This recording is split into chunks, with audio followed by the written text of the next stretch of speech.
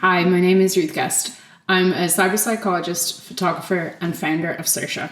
At Sersha, we're building a platform to help families navigate the online world. This is the ultimate guide to parenting and smartphone safety. I'm creating this series of videos to share some of my knowledge on smartphones and technology, to help families understand the pros and cons of the internet, social media, and de-risk their behavior online. In this video, I'm going to cover the absolute basics, so technology, terminology, the risks and benefits of a child owning a smartphone, and we'll also go through some of the popular apps kids download. So before we get into it, I wanted to share some basic text speech that you probably might have heard before, but just in case you're not actually down with the kids. I've divided it into 3 levels, 1, 2, and 3. So you can guess as we go, and if I've missed any of the hard ones anyway, feel free to share in the comments and let me know. Now, starting off easy at level 1, we're going to start with LOL. Now, we all know this, it means laugh out loud, but some people actually use it, like my grand auntie, as lots of love. So really depends what kind of context you're using. So the next one, BTW. Should be obvious, by the way. A lot of people use it. G2G, gotta go. G or 8, great. OFC, of course. TTYL, talk to you later. TYSM, thank you so much. All right, that was fairly easy. Let's move on to level 2, where it's a little bit more complicated, a little bit more advanced, but you should be well able. TLDR is too long, didn't read. TMI, too much information. I actually think that was around in the early noughties in the 90s as well, so I don't think that one's too new. SMH, shaking my head. OOTD, all the fashionistas know about this one. Out of the day. This one's actually really popular with influencers, but we can talk about influencer behavior and abbreviations in a future video perhaps. LMK, let me know. IRL, in real life. I actually for years thought that this was Ireland, and don't ask, but then someone said to me it's in real life. I was like, Jesus, I should really know that. GOAT, greatest of all time. Okay, so if you've made this far, I'm actually impressed. Fair play, give yourself a pat on the back. We are going to go to level 3, which is the most advanced one, and I actually found this quite difficult myself. So yeah, let's get into it. If you can guess all of these correctly, you're definitely doing better than me, so let me know. And if I missed any that you think that should be in this list, do comment below and tell me. I or C, if I remember correctly. ICYMI, in case you missed it. IMHO, in my humble opinion. LMGTFY. Let me Google that for you. This is hard, I told you. OTOH, on the other hand. Okay, I think that's enough for now. Well done if you guessed them all correctly. Seriously, I'm actually really impressed because the last ones were not easy at all. And honestly, I don't think I've ever used any of those, of the more advanced ones, but you can let me know if you have, or if it's just like a regular thing for you. So let's get into the first topic of our video, which is technology terminology. So what exactly is the terms of technology? Like, what do we need to know about it? Some of this will be so basic and you may know a lot of it already, but before we dive deep into the psychology of technology and social media, we need to learn the basics. So let's start with general tech terms. So VPN. VPN stands for Virtual Private Network. These are networks that allow the public internet connections to be used as private networks so they can improve security. They're really handy because people can use VPNs to actually mask their IP address. And your IP address, by the way, is a specific code on every device or every network that connects to the internet. With a VPN, it actually makes it look like that your location is in a different country to where you actually are. So it's harder for hackers and others to actually uncover your identity. As a parent, you should be aware of VPNs because of parental controls. So some parental controls that are used to block and restrict content and apps and other websites, they're usually based on the IP address of the user. So if your child is accessing the internet through a VPN, it means that they can bypass parental controls very, very easily. Here's a quick tip if you want to see if your child's actually using a VPN. Use the phone search tool and type in VPN. This will identify any apps that provide a VPN or have been downloaded onto their device. So next on our list is hardware and software. So hardware and software are two different things. Hardware is any physical element of a computer. So it could be like a camera, or it can be a monitor, or it can be a keyboard. Software is anything that tells hardware what to do and how to do it. So this includes computer programs like Adobe, which I'm going to be editing this video on. Or it can be Spotify. Spotify is a software you can listen to music. It could be your banking app where you can bank and do your daily banking tasks. It's good to know the difference between these two in case you didn't know it already. Next, we have cryptocurrency. So cryptocurrency can actually be quite complex, but let's break it down. It's a digital currency where an alternative form of payment is created using encryption algorithms, essentially. So it doesn't require a bank or a financial institution to verify transactions. So crypto has become very popular recently. You may have heard of Bitcoin or Ethereum, which are very popular coins. While cryptocurrency can have really positive outcomes and people can use it as investment methods, I would highly recommend researching it as much as possible before you allow your child to invest in these coins. Like the stock market, it could be so volatile. So we really want to proceed with caution when investing. What's a hacker?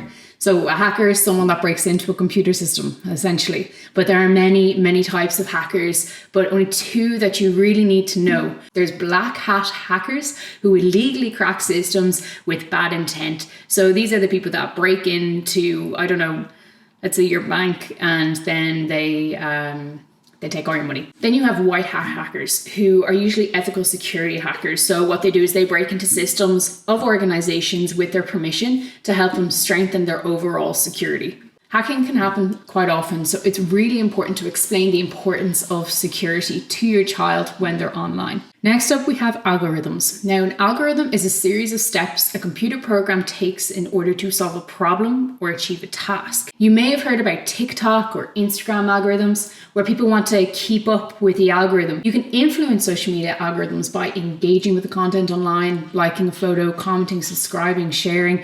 There is positives to this. By engaging with the right kind of content, you will be shown more of the same content. It can connect you to similar accounts and make the online world a really fantastic, positive place if you're connecting with the right accounts. But of course, there can be negative too. For kids, engaging with content that might not be suitable for their age group or channels that are negative can put them in an echo chamber where the algorithm will actually show them more of what they engage with. This can obviously have detrimental long-term effects on maybe political opinions, exposure to upsetting content. It can also contribute to an unhealthy amount of screen time if the content is addictive or too engaging. While we're on the topic of social media, let's list off a few terms related to social media. So first off, we have content curation. Content curation is the process of curating or presenting content in a certain way. This is either done with businesses and organizations on websites, or it can be done on people's social media pages. We can curate how we want to present ourselves to the world, and this usually happens a lot on Instagram. We will see that people usually curate and present their most ideal self on Instagram. Whereas my thesis, which I wrote about TikTok, people curate or present a more fun self, an adaptable self on TikTok.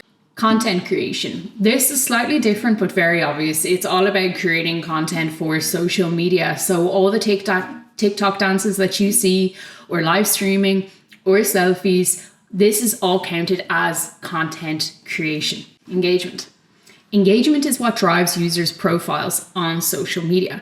The higher the engagement, the more popular you usually are according to the algorithms. Influencers. You definitely know what an influencer is. It is a person that has the power to influence their audience to purchase a product or make a certain lifestyle action or decision.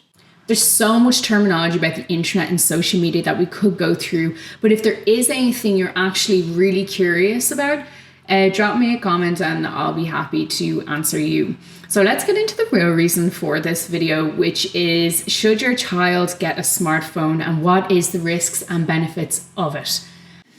So since phones have been around, there's been an endless debate as to what is the correct age a child should get a phone. So I've actually heard of parents not giving their children phones until they're maybe 15 or 16, where others, they've given their phones to kids maybe when they're 7 or 8 or when they're at their communion.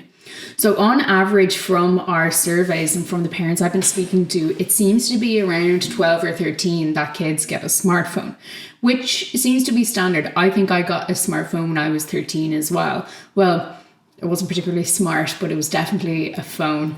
It all really depends how mature your child is, to be honest. Like, is there really a right age? That's the ultimate question, right? So I don't have any kids, so I can only really go with the information provided to me and the research that's online and from the parents that I speak to and who have first-hand experience. First of all, let's take a look at a thing in our brain called the prefrontal cortex or the frontal lobe. This is sometimes known as the thinking part of your brain. This part of our brain is essentially like a control center for many aspects of our lives, especially when it comes to attention, making decisions, impulse control, and managing our emotional reactions. Think of it as the part of your brain that helps you anticipate events, connect with others, and see the consequences of your actions. But there is a certain catch. The prefrontal cortex or the frontal lobe doesn't actually fully mature and develop until you're well into your 20s. Some people say 25. This means it goes through significant changes throughout adolescence. So why is this important and why is this an issue when it comes to social media and the internet and smartphone usage? So when kids actually receive feedback online, let's say, for example, someone says they don't like their dress on Instagram, it can be misleading and stressful. So their developing brains might not be able to understand this. So adolescents can struggle with impulse control, making it harder to disengage from these apps like TikTok, Instagram, and Facebook, so on, Snapchat. And when they encounter emotions like shame, frustration, anger, guilt from online interactions, they find it more challenging to actually regulate those feelings compared to adults because of the frontal lobe or the thinking brain. So based on this information alone, like if we go by the science, children shouldn't really have phones until their mid-20s or something, right? It's not really possible. You know, our society wouldn't be able to function in this way. Children always want what their peers have, but also what their parents have. They see parents have these amazing phones where they can do so many things. It's a really cool piece of technology. Children love tech. It wouldn't be possible to stop them having a phone until they were 25. So unfortunately, I can't actually make a decision for you over what is or when is the best time to give a smartphone to your child. All I can tell you is that you know your child best and you know their maturity levels best too. Ask yourself important questions like, how will your child react to having a mobile phone? You know, do you think that they will be distracted with the phone? Do you or are you able to have conversations about technology at home? At Sersha, we're actually building a product around this to enhance communication at home and try to have more and instill more of these conversations and open dialogues so children can speak about technology and they can speak about what they see online. So let's actually dive deep into the risks of owning a smartphone, essentially. And I always think that like smartphones are like cars. You know, cars can bring so much freedom. You can just hit the open road and go wherever you want. But there is no way that you would drive a car unless you knew how to drive it first, or you understood the rules of the road, or you understood what to do when there's really bad weather. Now, maybe if you were a kid, you wouldn't really care as much. You know, you wouldn't have that fear instilled in you. You just go in a car and drive. And, you know, I think kids they wouldn't really understand the dangers of driving because they haven't been exposed to it, right? But as adults, we know how dangerous driving can be. Smartphones are the exact same. You know, they can bring so much freedom, creativity, an endless amount of information, connection. There is so much that smartphones can do for us. But if we don't know how to use them properly, they can be very, very dangerous. And once again, children aren't afraid of the risks that smartphones can actually bring. They just see the positives. So there are a ton of risks associated with smartphone use. But from our most recent Discovery survey, we found that the biggest risks that parents are concerned about are cyberbullying, inappropriate adult content, predators, and phone addiction or compulsion. So cyberbullying can threaten a child's emotional, psychological well-being, and using social media and other messaging apps, cyberbullying can occur by spreading rumors, posting derogatory or negative comments about someone online, or sharing private information without a person's consent. So because of the nature of the internet, it means that these attacks can be relentless. So they're visible to a large audience and they can be very difficult to escape. It'll have serious negative effects on a child's mental health, their self-esteem, and their social relationships. Next, we have inappropriate adult content. So adult content or inappropriate adult content refers to material that's not suitable for a child's developmental age. This content can include like explicit sexual imagery, maybe extreme violence, or themes that are just way too mature for a child's age group. When kids actually get exposed to this kind of material, it can be quite confusing and distressing. And it can potentially skew their understanding of healthy relationships, consent, and the real world expectations. Next, we have predators. Online predators targeting children can be a serious threat online. These individuals often hide between fake profiles or identities, usually catfishing, and seek to exploit young users for various malicious intents, ranging from emotional manipulation to more severe activities like grooming, extortion, and trafficking. Children who have limited life experience or are naturally curious can be vulnerable to these predators, so it's important to watch out for them.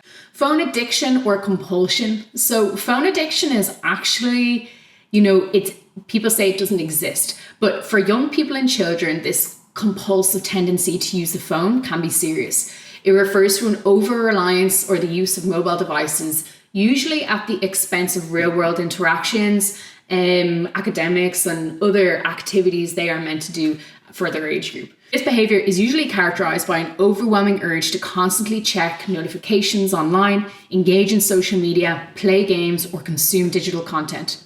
There's constant dopamine hits from likes, comments, and other interactions that make these devices basically irresistible. So we went through some of the risks of smartphone usage, and now we're going to look at the amount of benefits of owning a smartphone has. So here are a few. There's educational tools for children. Smartphones usually give kids educational tools which are readily available online. Because smartphones are so accessible, it grants them access to learning apps, interactive textbooks, and tutorial videos, not to mention YouTube for kids and places like Wikipedia. Smartphones allow kids to essentially learn beyond the classroom, which is great. Next up, we have community. Community is a big part of every society, and it's something that we all need, even in the online world. Smartphones act as a gateway to these online communities, which can enhance a child's social connection and emotional development. They can also connect with like-minded teens across the world if they're part of a niche community. They can share experiences and find support too. It's handy because those support or those resources might not be available in their local town, so having online communities are great. Creativity. So we've covered education, community, but what about creativity? Expressing yourself is one of the most powerful things you can do, and smartphones allows us or grants us access to do that well. So smartphones come equipped with cameras, music creation apps, digital art software.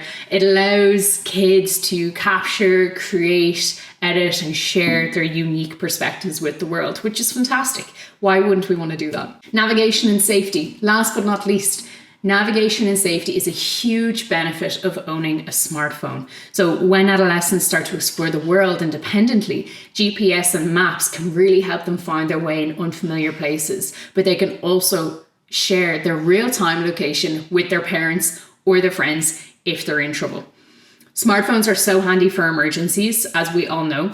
This allows teens and kids to quickly call for help or access important information or to notify their parents about their whereabouts. So we're going to move on to top 3 safety strategies for parents. So parental control apps.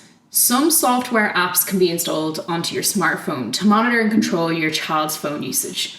They can also restrict certain apps, set screen time limits, and monitor text messages. Some examples of these are Life 360, Bark, QStudio, and Norton Family. Educate about online safety. So having open conversations with your kids around online safety is just fundamental in this day and age. This includes going through the benefits and the risks of owning a smartphone and having open dialogue, regular conversations around them. We'll go through more about this in the next section. Check in on your kids and your phones. Every once in a while, it's important to review your child's smartphone and check for inappropriate apps, messages, or content. This doesn't give you permission to snoop on your kids' messages and know everything about their business, but it is important to ensure that your child is using the device responsibly. So have these conversations about what you can look at and do check in regularly. Have you communicated the risks and benefits to your child about smartphones? Let's look at what you can do to communicate these risks and benefits.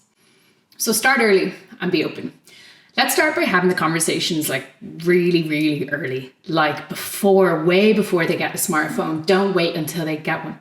It might be a good idea to speak about this way beforehand, just to normalize the conversation so it's not a big deal when they do get a phone. Urge them to ask questions and share their opinion too. This is really important. So talk about the benefits. Speak about how the benefits of a smartphone can really enhance and improve their daily life, going throughout their teen years and into their adult experience and their adult world. Highlight the risks though. It's really important to mention the risks and how many of them there are.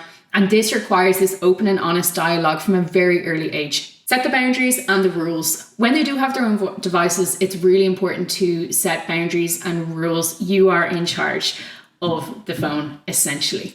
Talk about how long they should be on their phone, their app downloads, their passwords, their safety tools, and then finally lead by example.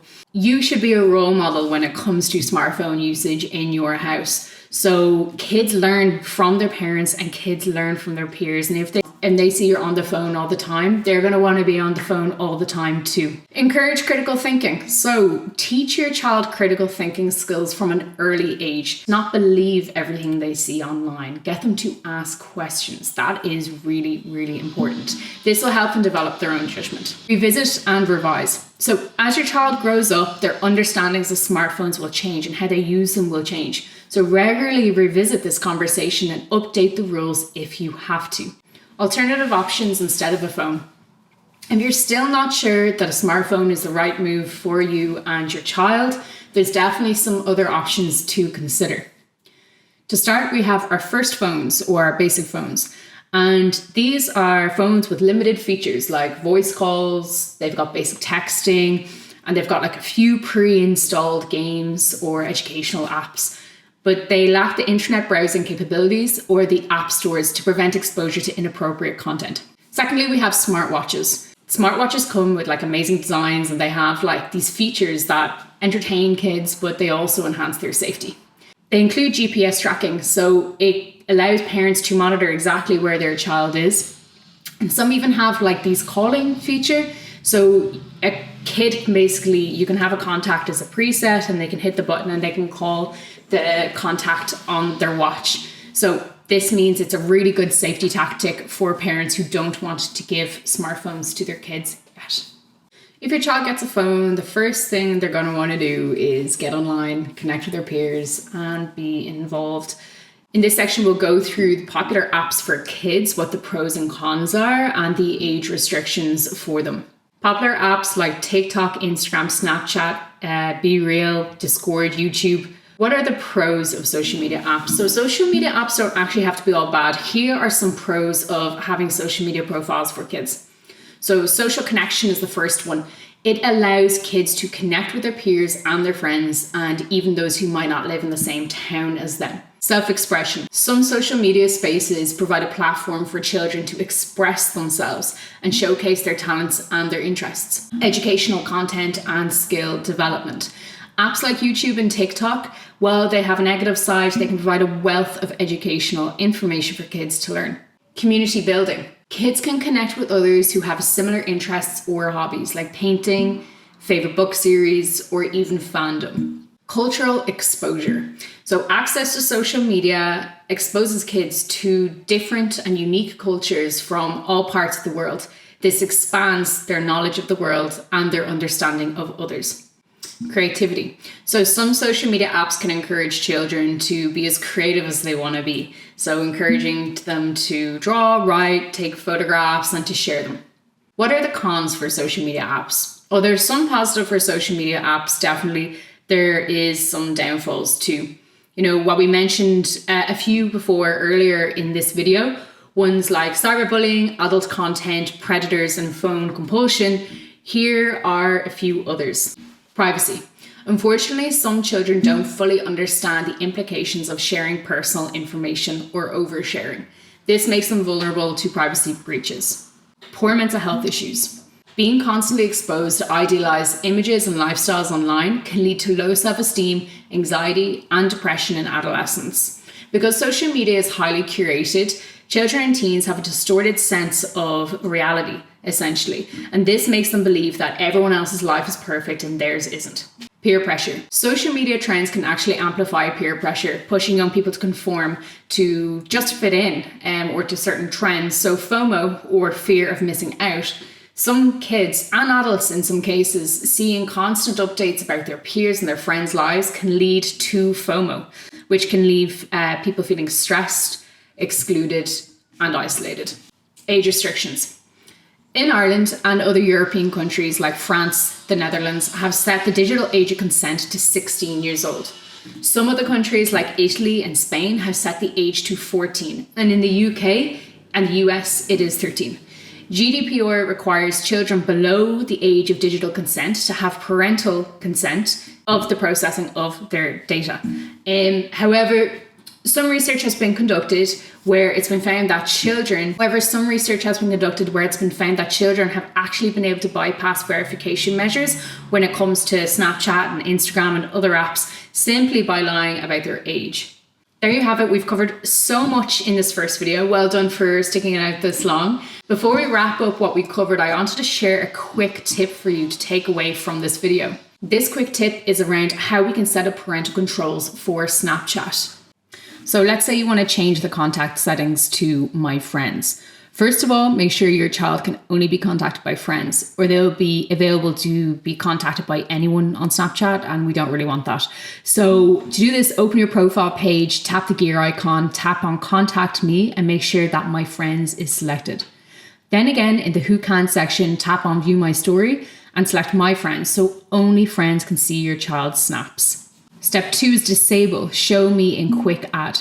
Snapchat has this feature that will suggest your child as a friend to other users. It will also do this into subscription channels.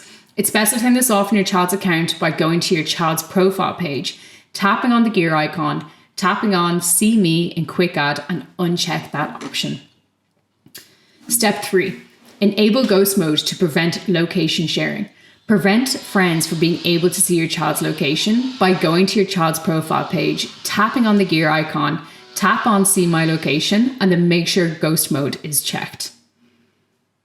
Step 4. Prevent users from searching by phone number. Stop people finding your child's Snapchat profile using their phone number.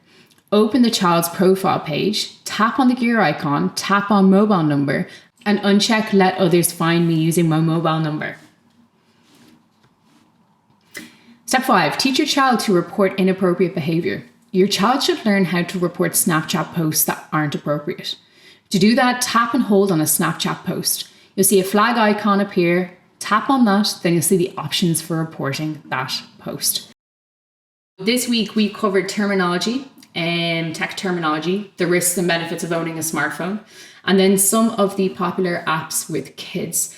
In the next video, I'm going to dive even deeper and talk about the safety of location, geolocations, and other psychological elements of smartphone usage. If you did find this video helpful, please share it with your friends. You can like and subscribe so you can keep an ear out for the next video when it goes live.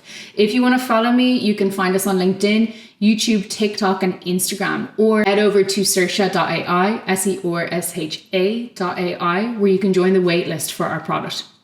I'll see you next time.